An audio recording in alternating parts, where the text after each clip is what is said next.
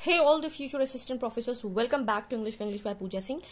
We are discussing romantic age critics. Okay, so if you haven't watched the Roman critics, the Greek critics, the Middle Age critics, the Enlightenment age critics, make sure you go and watch the complete playlist of the literary criticism. Today we are in the romantic age critics. We have already discussed William Wordsworth's part 1, wherein we discussed William Wordsworth's background, introduction to the lyrical ballads, then what is poem, then what is a good poet, then stages of writing poetry, and the subject matter of a poem.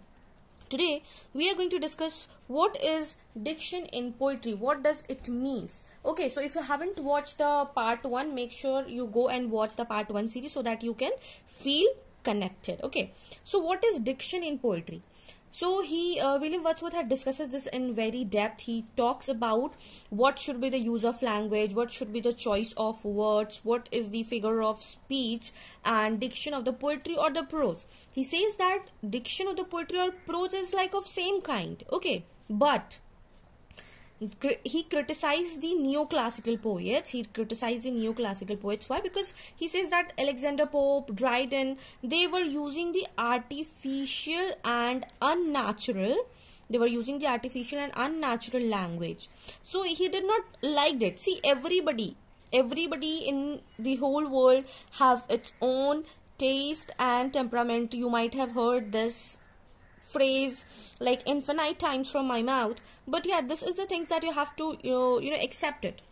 Then he talks about that you have to. Wordsworth poem is easy to understand. If you talk about his daffodil poem, if you talked about his solitary reaper, so these are the very common language, easy. But if you go for the Pope and Dryden, it becomes very superficial language. It's like old English and mixture of all the hard words, and that you have to interrupt it. So that what he says, that language of common men and the purified of coarseness is complete. See, he says that language should be driven by passion. What he says? He says language should be driven by passion. Whatever you feel, you write that it should touch your heart. Then we say that yeah, this poem is good, and that is the way that you touch the heart of many people. So passion should be driven through your diction and not the ornaments or the artificials of the poetry. Why some songs keep our have a place in our heart like no other poem, no other song can have. Like for me, like lag जा गले, then वो ओ मेरे वतन के लोगों, ए मेरे वतन के लोगों, then there is one more song, ओ मेरे दिल की चैन. So these are the songs which which connects to my heart, and these are the songs which I keep on listening.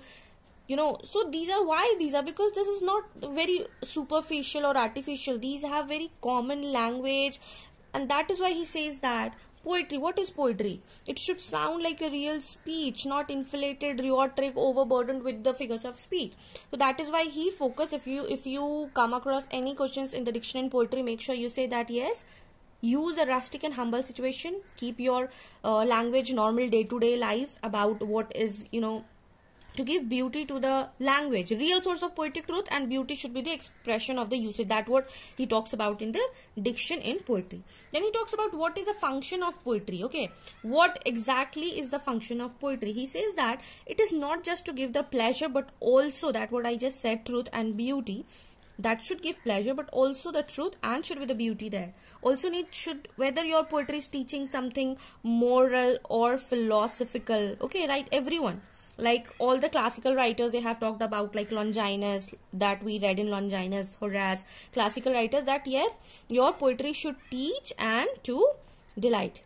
Do let me know what Longinus said, that who will be having the sublime thoughts, and what are the characteristics of the sublime thought. Do let me know in the comment section if you're watching till here, that what Longinus has given 5 points for the sublimity of thoughts. And do let me know what Aristotle says, that what is important for the tragedy. Okay, so that will make me know that whether you are studying it or not, or if you're studying, make sure you write it so that it will have your revision and it will be in your mind. And if you are not studying, go for the Google, go for my videos, watch it and then write it. No issues. Okay, then he says that to connect with the reader, the essence of human emotions and nature. Poetry is a moral source of improvement and spiritual refreshment. So what is the function of poetry? To give pleasure through truth and beauty, to connect with the reader to the essence of human emotions and nature, and poetry is a source of moral improvement and spiritual refreshment. Now he talks about poetic truth and the philosophical truth. He says that poetic truth that is based on imagination, emotional truth and the essence of experience. So he is giving more preference to the poetic truth. And in the philosophical truth, it says that it's based on logic, reason and the intellectual argument. Means it is not connected with the emotional thought, it is not connected with the intellect argument. So it says that it is, poetic truth is great, they can teach you more truthful things, universal truth, but for the philosophical truth it is not like. And obviously you have to see that Wordsworth favors more poetic truth and for emotional connection. So make sure whenever you're reading Wordsworth, make sure keep these things in your mind. Now this is very Wordsworth spots of time is very important, and he has given this concept, you know, that when you talk about that, how, you know, like vivid memories from life that have the power to renew the mind. Like this has been taken from the prelude. Like I'll just give you one example. Like there are some experiences, right? There are some experiences that you can never forget. You can never forget, and whenever you feel that thing, you know, you have goosebumps all around, and it's just like you have been in love. You have been in love with someone, and you have fallen in love, and the way you hold your beloved hand for the first time, that moment, you know, that moment is called spots of time. And this, the very first hand, like you're holding the beloved hands, and then after 10 years, when you think of this moment, and when tears roll down from your eyes, that is the spots of time. That's what he says, that these moments often from childhood, and these are the things that inspire poetry and bring emotional strength later in life. So it is like one of the moments that I can tell you that yes, being in love, fallen in love, you hold your hand's beloved's hand, that time. Then when you save someone from dying, like there was an accident on the road, and then you helped the boy or the girl, and you went to the hospital, and that guy or girl saved his life.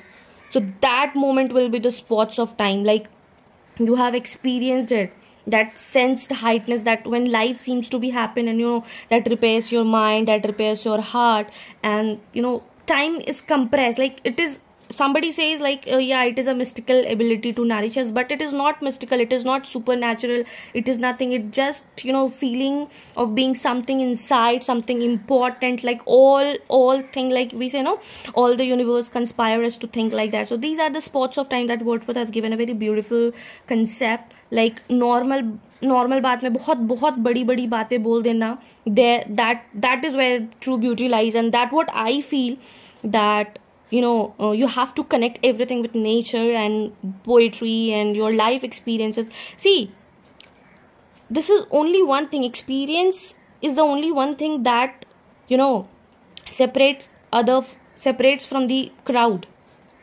So last day when I was showing you in my live session the greenery, the scenes, the views, you know, I was feeling so great. It was like, you know, I was connected through like miles apart. There is a distance of miles and miles, and then we are connected on the platform called YouTube, and still that was the spots of time. Like I was showing you, and how it can relate it with, like, true beauty lies in nature. Okay, so everything I do is like for the purpose. Like yes, when I showed you the beauty, I was feeling so great, and I wanted to share it with you. If you haven't watched that, you know, live session of mine, please go and watch that. You will feel really very calm and composed after watching that video. And yes, so yeah, Wordsworth spots of time. So what we have discussed it now, we'll be going through once again.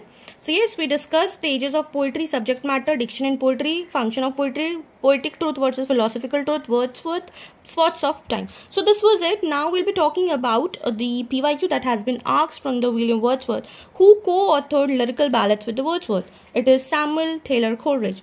The second question, which year was the first edition of Lyrical Ballads published? It is 1798. Question number 3, which year did Wordsworth add Preface to the Lyrical Ballads? So, the very first edition, then the Preface one, okay?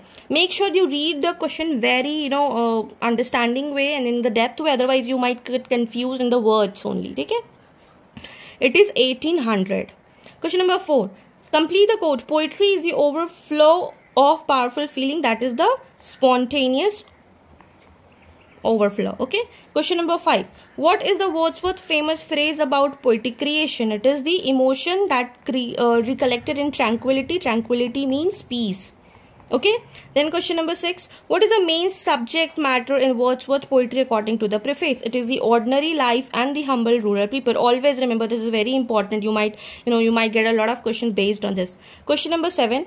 What is Wordsworth stance on poetic diction? It should be the real language of a man in a state of vivid sensation.